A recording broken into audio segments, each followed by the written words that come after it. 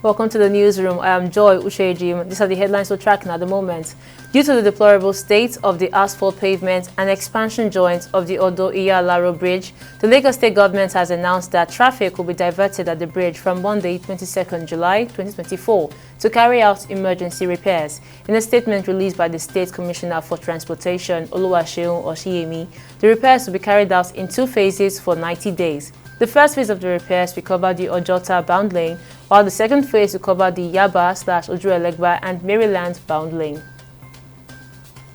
And the operatives of the National Drug Law Enforcement Agency have intercepted another batch of 7 containers bearing 1,229,400,000 bottles of codeine syrup worth 9.8 billion naira at the Onne port. This is barely 3 weeks after seizing over 6,000 cartons of the same product containing over 1 million bottles worth 7.35 billion naira in street value at the Port Harcourt Port Complex, Onne in Rivers State. And as Operation Lake Sanity 2 progresses, the Multinational Joint Task Force said it has witnessed a substantial surrender of 263 Boko Haram terrorists and their families in Sector 1 from Cameroon from 10th to 17th July 2024.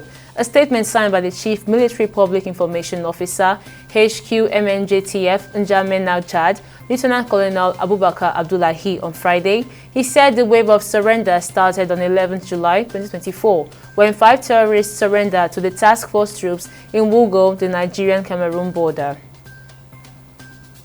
And Rivers State Governor Siminalayi Fubara has described as unverified claims reports that he has proposed to pay a minimum wage of 80,000 naira to workers in the state and local government areas. The denial comes following reports circulating online that the governor had promised to pay the said sum. A statement by his chief press secretary, Nelson Chukwudi, on Friday described the report as false.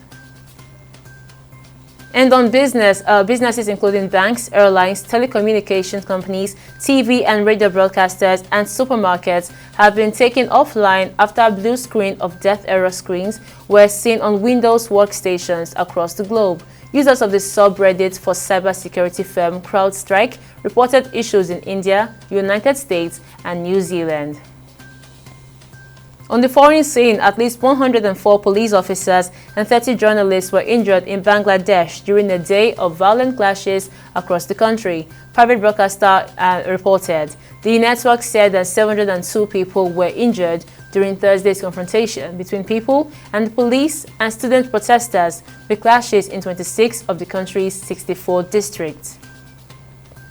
And finally, on sports, teenage gymnast Shoko Miyata has been pulled out from Japan's team for the Paralympics after being caught smoking and drinking, according to officials on Friday. The 19-year-old, who is a world bronze medalist and captain of Japan's women's gymnastics team for the Games, was sent home from their training camp in Monaco and admitted that she had violated their code of conduct. Nishimura said the association had been told that Miyata was seen smoking in a private setting in Tokyo sometime at the end of June or the beginning of July. And these are the stories making the round. Join us again at top of the hour for more stories. I'm Joy Ucheji. Bye for now.